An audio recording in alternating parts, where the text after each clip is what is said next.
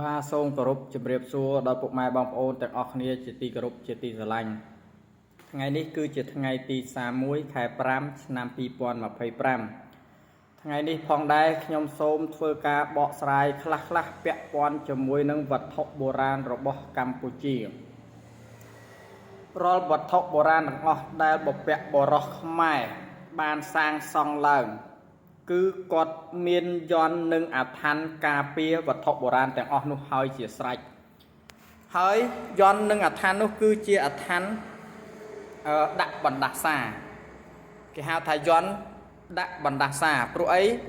រូបសំណាកទាំងអស់និងវត្ថុបុរាណទាំងអស់គឺជារបស់ប្រទេសកម្ពុជាគាត់ធ្វើគឺដើម្បីជាលម្អនៅតំបន់ណាមួយឬក៏ប្រាសាទណាមួយគឺបុព្វបុរសខ្មែរគាត់បានសាងសង់រួចគឺគាត់ធ្វើជាលក្ខណៈ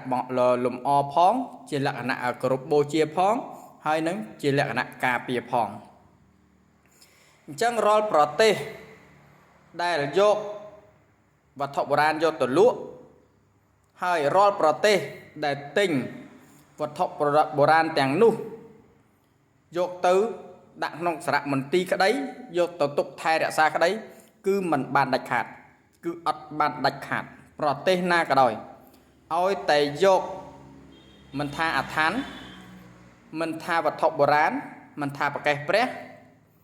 និងវត្ថុផ្សេងទៀតដែលជារបស់បុរាណដែលបុព្វបុរសខ្មែរបានសាងសង់ឬក៏បានធ្វើហើយដោយដាក់មុនអាគមនិងយន្តគាថារួចជាស្រេចហើយយន្តគាថាទាំងអស់នោះគឺយន្តគាថាសម្រាប់ការពារផងនិងបណ្ដាសាផងតើបណ្ដាសានោះគាត់ដាក់នៅពេលណាបណ្ដាសានោះគឺគាត់ដាក់នៅពេលដែលជនណាក៏ដោយខ្មាំងសត្រូវណាក៏ដោយចោរណាក៏ដោយឲ្យតែលួចវត្ថុបុរាណនោះយកទៅលក់ឲ្យប្រទេសណាក៏ដោយគឺមានដាក់ទំនាយនៅក្នុងនឹងហើយជាស្រេចគឺអាចធ្វើឲ្យប្រទេសមានបញ្ហាអីមួយកើតឡើងអាចធ្វើឲ្យក្រុមគ្រួសារនឹងមានបញ្ហាអីមួយកើតឡើងនិងអ្នកដែលទិញទៅបើថាទិញយកទៅថែរក្សានៅក្នុងប្រទេសគឺនឹងធ្វើឲ្យប្រទេសហ្នឹងមានច្របូកច្របល់ជាច្រើនតែម្ដងហើយបងប្អូនចាំតាមដានបន្តទៀតពាក់ព័ន្ធជាមួយវត្ថុបុរាណឥឡូវនេះគឺកំពុងតែមានវិញ្ញាណចូលទៅវិញបណ្ដាហើយ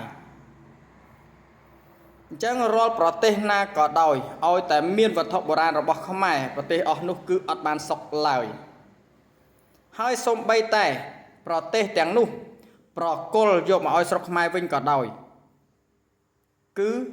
យើងត្រូវតែយកឧទាហរណ៍ថាប្រកេះឬក៏វត្ថុបុរាណទាំងនោះយកពីតំបន់ណានៅកន្លែងណាគឺត្រូវតែយកទៅដាក់ចំណុចនឹងវិញដាច់ខាតព្រោះអីដូចជាប្រកេះព្រះប្រកេះនៅចំណុចណាតម្រងណាគឺត្រូវតែយកទៅដាក់នៅកន្លែងនឹងវិញឲ្យត្រូវវិញនឹងគឺបានមិនអាចជាប់កម្មពៀឬក៏ជាប់បណ្ដាសាទោះបីគេយកមកឲ្យយើងហើយយើងយកមកដាក់នៅក្នុងសារមន្ទីរក៏យើងអាចនឹងមានបញ្ហាដូចគ្នាព្រោះអីយន្តអថ័ន្នបាលីដែលបុព្វបុរសខ្មែរបានដាក់នៅក្នុងនោះគឺជាយន្តការពារតំបន់នោះទី1ទី2បាលីដែលដាក់នៅក្នុងនោះគឺជាបណ្ដាសាសម្រាប់អ្នកណាដែលកាច់ឬក៏លួចឬក៏ប្លន់ឬក៏យកទៅលក់ទៅឲ្យអ្នកណា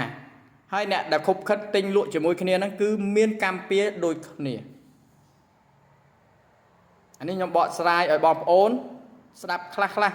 ហើយបងប្អូនចាំវិភាគហើយបងប្អូនចាំយកទៅពិចារណានិងតាមដានទាំងអស់គ្នាទៅតើប្រទេសណាខ្លះដែលមានវត្ថុបុរាណរបស់កម្ពុជា